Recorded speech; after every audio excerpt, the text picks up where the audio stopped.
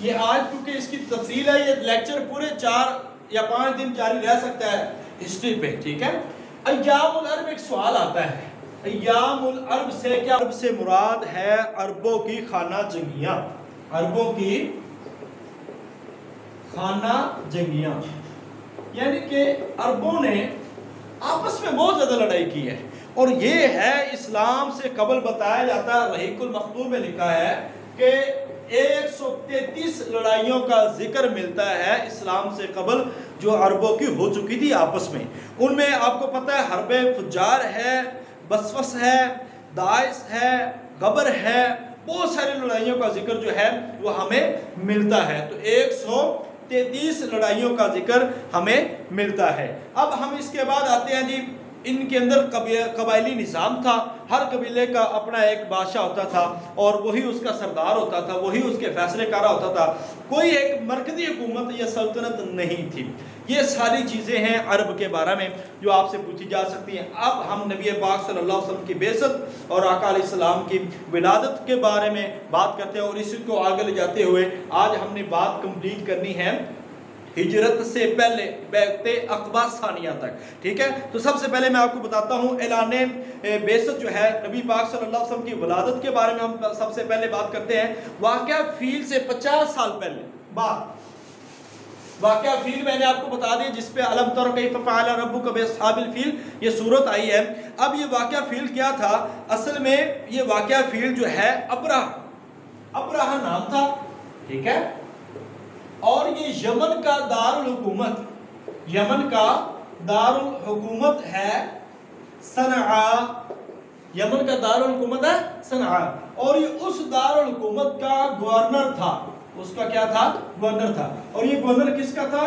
نجاشی کا۔ نجاشی میں نے آپ کو بتایا ہے ہر حبشہ کے، نجاشی حبشہ اس کو کہنے، ہر حبشہ کے بادشاہ کو کیا کہتے ہیں؟ نجاشی۔ تو یہ نجاشی کا گورنر تھا، یہ ابرہہ نجاشی کا گورنر تھا، اور اس نے یہ اصل میں بنو کنیا کا فرد تھا، اور اس کا اصل نام جو ہے نا، اس کا ابرہہ کا اصل نام کیا ہے؟ پلیس، یہ اس کا اصل نام تھا، اور یہ نجاشی کی طرف سے یمن کا گورنر تھا۔ اب اس بندے نے جب دیکھا نا کہ مکہ کے اندر، اس بندے نے دیکھا کہ جب مکہ کے اندر سارے لوگ بیت اللہ کا طواف کرتے ہیں تو کیوں نہ میں بھی اپنے ہاں بناؤں، تو اس نے ایک بڑا سارا کلیسا بنا، کیونکہ حبشہ میں حکومت کس کی تھی؟ عیسائیوں کی حکومت تھی، تو یہ بھی عیسائی حکومت کا متحد تھا، تو اس نے بڑا ایک کلیسا بنایا، اور اس کے اندر یہ چاہا کہ یہ لوگ نا وہاں پہ عبادت کریں۔ وہاں پہ ایک بندہ تھا بنو کنانہ کا، کیونکہ وہ قریش سے گیا ہوا تھا یہاں سے، تو اس کو پتہ چلا، تو اس نے جا کر وہاں پر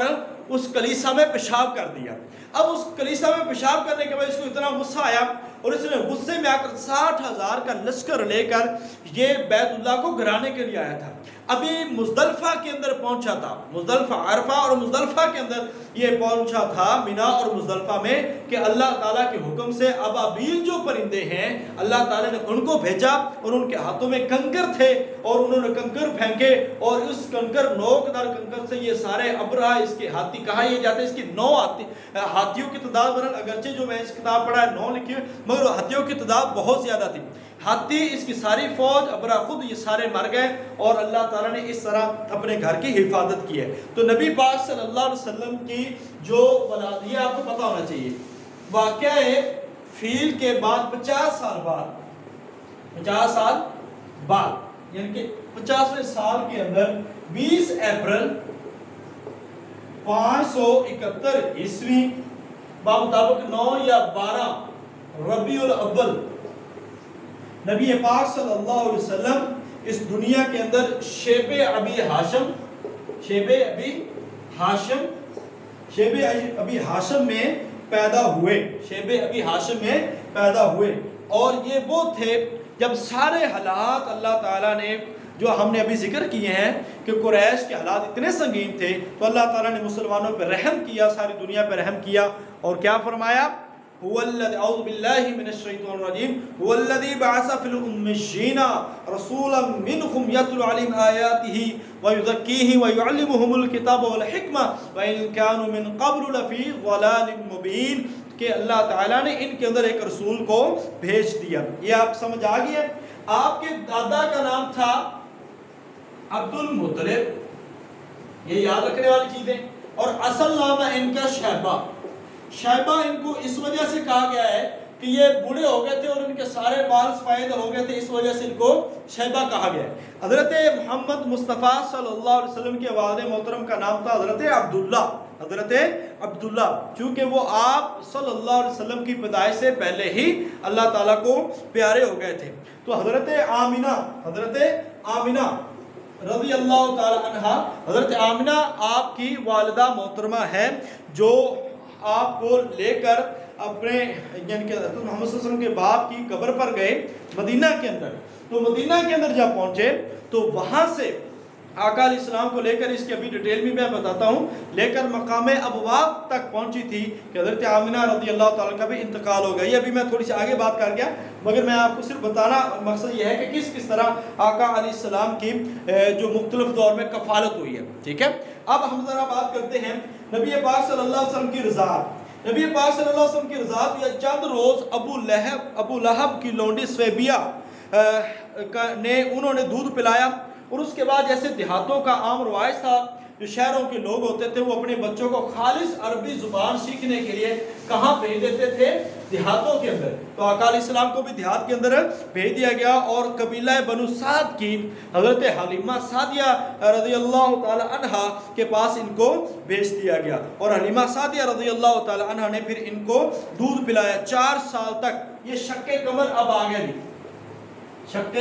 قمر میں مختصر کر رہا ہوں مگر پھر بھی بڑی ڈیٹیل میں آپ کو یہاں پہ پتہ۔ شق قمر کے بارے میں آتا ہے 4 سال میں ہوا ہے یا 5 سال میں، کنفرم آپ نے 4 سال لگانا ہے۔ اگر پیپر میں یہ آتا ہے تو پہلا شق قمر 2 دفعہ ہوا ہے، 2 دفعہ ہوا ہے۔ ایک دفعہ آقا علیہ السلام جب حلیمہ سعدیہ رضی اللہ تعالیٰ کے بچوں کے ساتھ باہر کھیل رہے تھے، تو اس وقت کیا ہوتا ہے کہ ایک 4 سال کی عمر ہے اس وقت، تو آپ باہر کھیل رہے ہیں تو کیا دیکھتے ہیں، کچھ فرشتے آتے ہیں جو ان کو پکڑ لیتے ہیں اور نبی پاک صلی اللہ علیہ وسلم کے سینے کو چاہ کرتے ہیں، اور آقا علیہ السلام کے اندر سے ایک سیاہ نقطہ اس کو نکال کر باہر پھینک دیتے ہیں، اور سونے کے برتن میں رکھ کر آقا علیہ السلام کے دل کو دھویا جاتا ہے۔ اور یہ شق قمر 2 دفعہ، شق صدر جو ہے یہ 2 دفعہ ہوا ہے، ایک دفعہ 4 سال کی عمر میں، اور ایک دفعہ آقا علیہ السلام جب ہجرت کر رہے تھے تو ایک دفعہ اس وقت ہوا ہے، ایک دفعہ اس شق صدر۔ اب آگے بات کرتے ہیں جی حلف الفضول۔ ذوالقعدہ میں حضرت زبیر رضی اللہ تعالیٰ عنہ کی اچھا ٹھیک ہے، یہ شق قمر لکھا ہوا ہے، شق صدر ہے، یہ یاد رکھنا ہے، شق صدر ہے۔ میں نے نوٹس پہ بھی شق صدر لکھا ہوا ہے مگر یہاں پہ شق قمر لکھا گیا، چلے شق صدر، ٹھیک ہے۔ اب ذرا دیکھیں حلف الفضول کیا ہے۔ حلف الفضول اصل میں یہ ذوالقعدہ میں حضرت زبیر رضی اللہ تعالی عنہ کی تحریک پر ہوا ہے، اور کس کے گھر میں ہوا ہے تحریک؟ ایک تو ہوا ذوالقعدہ، یہ یاد رکھنا ہے۔ دوسرا تحریک حضرت زبیر رضی اللہ تعالیٰ عنہ کی، کس کے گھر میں ہوا ہے؟ عبداللہ بن جدعان، یہ بھی یاد رکھنے والی چیزیں، عبداللہ بن جدعان کے گھر میں یہ معاہدہ ہوا ہے حلف الفضول، اور اس کا جو ایجنڈا یہ تھا کہ مسافروں کی حفاظت کی جائے گی۔ جیسے وہ ایک واقعہ ہے کہ اس کا مال لوٹ لیا اور پھر اس کو دیا نہیں گیا، تو میں ابھی وہ ڈیٹیل میں نہیں جا رہا۔ غریبوں کی داد رسی کی جائے گی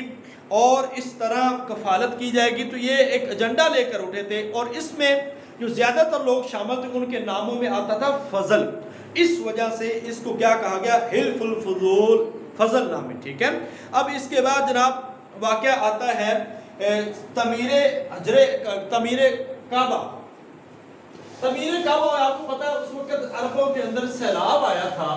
اور اس سیلاب میں کعبہ کی عمارت کو بہت زیادہ نقصان ہوا تھا۔ اس وقت ایک تعمیر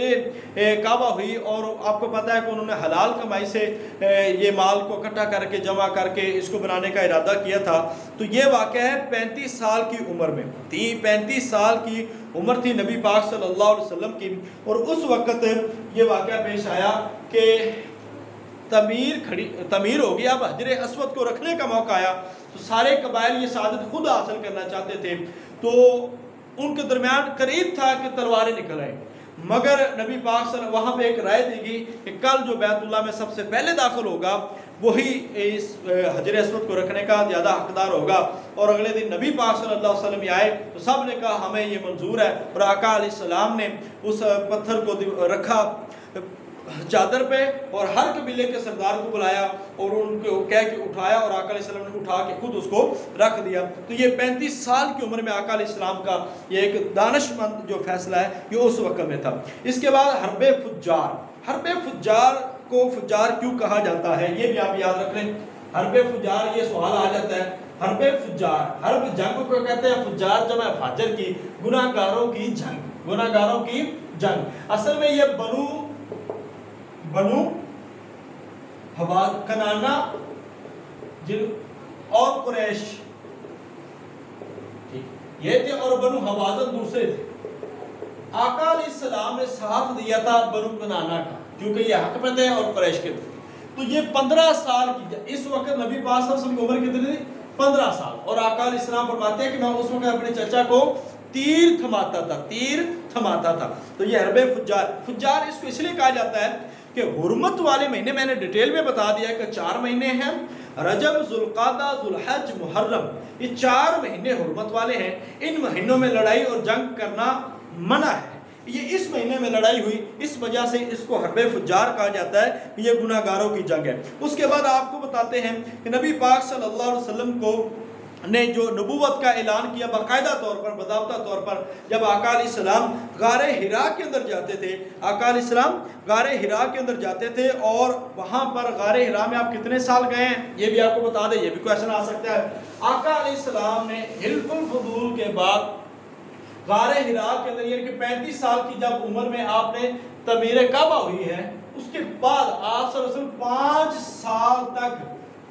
سال تک مسلسل غار حرا میں جاتے رہے، 5 سال تک مسلسل غار حرا میں جاتے رہے، اور پھر 40 سال کم و بیش آپ کو یہ بتا دیں کہ قمری جو حساب سے کچھ زیادہ دن بنتے ہیں، شمسی حساب سے کچھ کم بنتے ہیں، قمری حساب سے 40 سال 6 ماہ سم تھنگ بنتے ہیں، اور شمسی سال سے 39 سال 6 ماہ 7 ماہ کچھ دن بنتے ہیں۔ تو اس حساب سے عمر کا جو اوورال ہے 40 سال کی عمر میں آقا علیہ السلام نے باضابطہ نبوت کا اعلان فرمایا، اور جبریل امین اس غار حرا کے اندر، جس کو غار حرا کو کیا کہتے ہیں؟ جبل نور، جبل نور، یہ یاد رکھنا آپ نے۔ ایک ہے غار ثور، غار ثور یہ بھی یاد رکھنا ہے، ایک جبل زیتون ہے یہ بھی یاد رکھنا ہے، اور ایک جبل سینا ہے، جبل سینا، یہ 4 پہاڑ ہیں، یہ آپ نے یاد رکھنا ہے۔ ایک جبل جودی ہے، جبل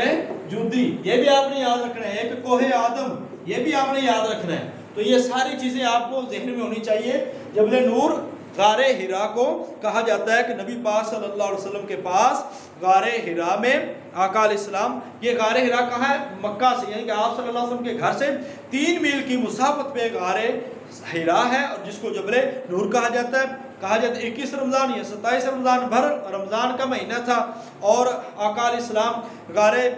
حرا میں موجود تھے کہ جبریل امین آئے اور آقا علیہ السلام کو سورہ علق کی پہلی 5 آیات آپ کو پڑھائی اور کہا اقرأ بسم ربک الذی خلق۔ آپ صلی اللہ علیہ وسلم نے 2 مرتبہ یہ کہا، تیسری مرتبہ اللہ کے نبی صلی اللہ علیہ وسلم نے یہ آیات پڑھی۔ غار حرا 3 میل دور ہے، غار ثور 5 میل دور ہے، اور اس کے بعد آقا علیہ السلام نے کوہ صفا پر جو ہے اپنے قریبی رشتہ داروں کو ڈرانے کے لیے اعلان کیا۔ اس کی آیت وَأَنذِرْ عَشِيرَتَكَ الْأَقْرَبِينَ، جب یہ آیت نازل ہوئی، یہ سورہ شعراء کے اندر ہے، 19واں پارہ سورہ شعراء، وَأَنذِرْ عَشِيرَتَكَ الْأَقْرَبِينَ۔ اس وقت آقا علیہ السلام نے پھر سب کو اعلان کیا، تو اس وقت صفا پہاڑی پہ یہ اعلان ہوا تھا کہ اگر میں آپ کو کہوں کہ اس پہاڑ کے پیچھے سے کوئی لشکر ہے جو آپ پہ حملہ کرنے والا ہے، تو کیا میری بات کی تصدیق کرو گے؟ تو انہوں نے کہا تھا ہم نے آپ کو ہمیشہ صادق اور امین پایا۔ اب یہ بھی سوال آ جاتا ہے امین کس نے لقب دیا تھا؟ تو آپ صلی اللہ علیہ وسلم کا جو لقب ہے امین، یہ مکہ والوں نے دیا تھا۔ تو اس وقت ابو لہب نے بغاوت کی اور آقا علیہ السلام پہ ظلم و ستم شروع ہوئے، اور اس کے بعد نبی پاک صلی اللہ علیہ وسلم جو نبوت کے 5 سال تک ارقم بن ارقم مخزومی، حضرت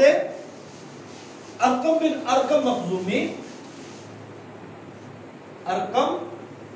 من، یہ سوال بھی آ جاتا ہے، ارقم مخزومی کے گھر ہے، جس سے آج کل سکول ہے دار ارقم، ٹھیک ہے، حضرت ارقم بن ارقم مخزومی رضی اللہ تعالیٰ عنہ کے گھر آپ نے دعوت دی، اور یہ وہی گھر تھا جس کے اندر حضرت عمر رضی اللہ عنہ، یہ کیونکہ یہ پہاڑی پہ موجود تھا اور وہاں پہ کفار کا خطرہ کم تھا، آقا علیہ السلام اپنے اصحاب کو لے کر وہاں پہ چلے جاتے تھے، تو 5 سال تک یہ خفیہ تبلیغ وہاں پہ ہوتی رہی ہے، اور اسی پہاڑی پہ حضرت عمر رضی اللہ تعالیٰ عنہ نبوت کے 6 سال، جب حضرت حمزہ رضی اللہ تعالیٰ نے اس سے پہلے اسلام قبول کیا تھا، نبوت کے 6 سال، اور حضرت حمزہ رضی اللہ تعالیٰ کا اسلام قبول کرنا آپ کو پتہ ہے کہ ابو جہل نے نبی پاک صلی اللہ علیہ وسلم کو برا بھلا کہنے کے ساتھ ساتھ نبی پاک صلی اللہ علیہ وسلم کے سر پر کمان ماری تھی، جس سے آپ صلی اللہ علیہ وسلم کا سر لہولوان ہوا تھا، اور ایک عورت جو دیکھ رہی تھی اس نے آ کے حضرت امیر حمزہ رضی اللہ تعالیٰ کو بتایا، حضرت امیر حمزہ رضی اللہ تعالیٰ واپس گئے اور انہوں نے ابو جہل کا سر پھاڑ کر واپس نبی پاک صلی اللہ علیہ وسلم کے پاس گئے اور کہا بھتیجے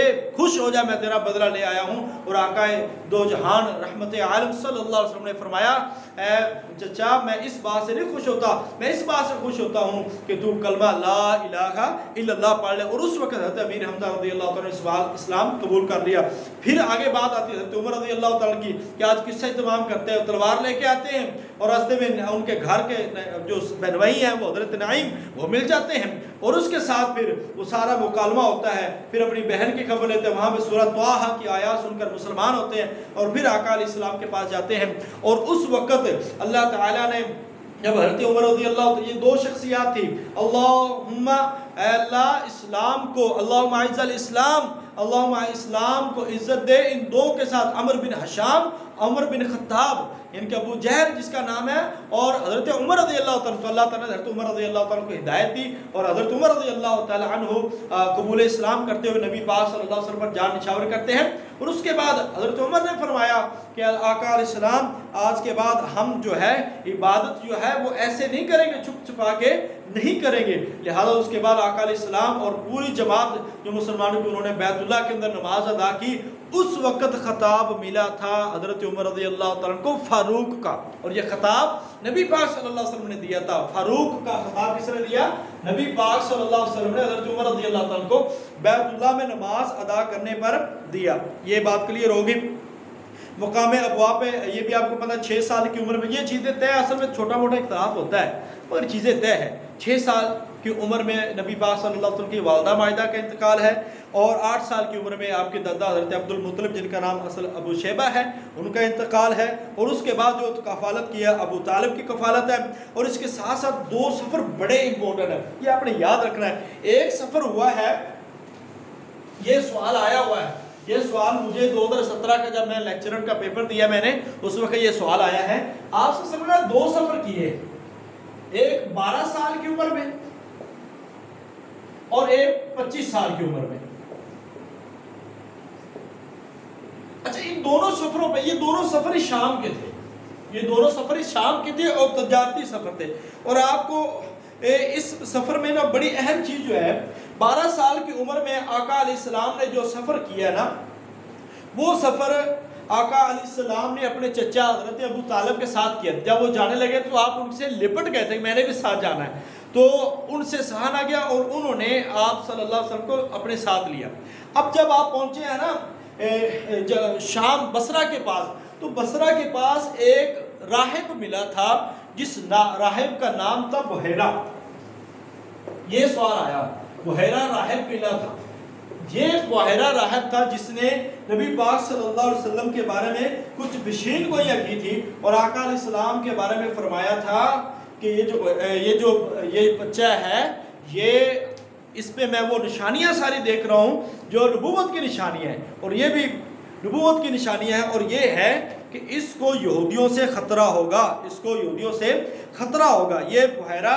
12 سال کی عمر میں ہے اور نبی پاک صلی اللہ علیہ وسلم اور بحیرہ راہب ملا ہے، اور اس نے یہ بتایا تھا کہ آقا علیہ السلام کو یہودیوں سے خطرہ ہے۔ پہلے سفر میں بحیرہ راہب ملا ہے، یہ یاد رکھنا آپ نے، اور دوسرا سفر جو ہے یہ بھی شام کا تھا، اور دمشق کے راستے پر آپ کو جو راہب ملا ہے اس کا نام تھا نستورہ۔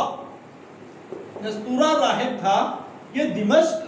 کے راستے بصرہ کے اندر یہ ملا ہے، اور اس نے یہ کہا تھا کہ جب اس نے دیکھا نا کہ نبی پاک صلی اللہ علیہ وسلم پہ ایک خاص بادل سایہ کر رہا ہے، اور اس نے دیکھا کہ اس بچے اس کے اندر وہ ساری نشانیاں ہیں جو آخری نبی کے اندر موجود تھے، کیونکہ یہ لوگ عیسائیت کے بڑے بڑے عالم تھے، لہذا اس نے کہا تھا کہ یہ حقیقتاً آخری نبی ہوگا، یہ حقیقتاً آخری نبی ہوگا۔ تو یہ دمشق کا دوسرا سفر تھا۔ دوسرا سفر کس لیے کیا تھا؟ آپ کو علم ہے کہ آقا علیہ السلام نے 12 سال کی عمر میں شام کا سفر کیا، اور آقا علیہ السلام نے اس کے ساتھ ساتھ 25 سال کی عمر میں سفر کیا ہے۔ اب 25 سال کی عمر میں سفر حضرت خدیجہ رضی اللہ تعالیٰ کی خواہش پر کیا تھا کہ وہ ان سے جب ان کو پتہ چلا نبی پاک صلی اللہ علیہ وسلم کی ایمانداری کا، تو انہوں نے اپنا مال ان کو دیا اور کہا کہ آپ کو دگنا منافع دوں گی۔ تو نبی پاک صلی اللہ علیہ وسلم یہ سامان لے کے گئے تھے، اصل میں حضرت خدیجہ آزمانا چاہتی تھی۔ حضرت خدیجہ نے اپنا غلام میسرہ ساتھ بھیجا تھا، اس نے پھر وہ سارے اوصاف بتائے اور بحیرہ نستورہ کی، راہب نستورہ کی باتیں بھی بتائی کہ وہ اس کے بارے میں یہ کہہ رہے تھے، اور اس کے بعد نبی پاک صلی اللہ علیہ وسلم کی جو 25 سال کے اندر شادی ہوگی، حضرت خدیجہ رضی اللہ تعالیٰ 40 سال، نبی پاک صلی اللہ علیہ وسلم 25 سال، اور اس طرح یہ نکاح حضرت ابو طالب نے پڑھایا۔ یہ نکاح اس وقت کے رسم و رواج کے مطابق جو بھی تھے اس وقت وہ اس کے مطابق تھا۔ تو یہ پہلی وحی اور نبی پاک صلی اللہ علیہ وسلم کے جو سفر ہیں ان کے بارے میں تھے۔ آپ کو یہ بھی بتا دیں کہ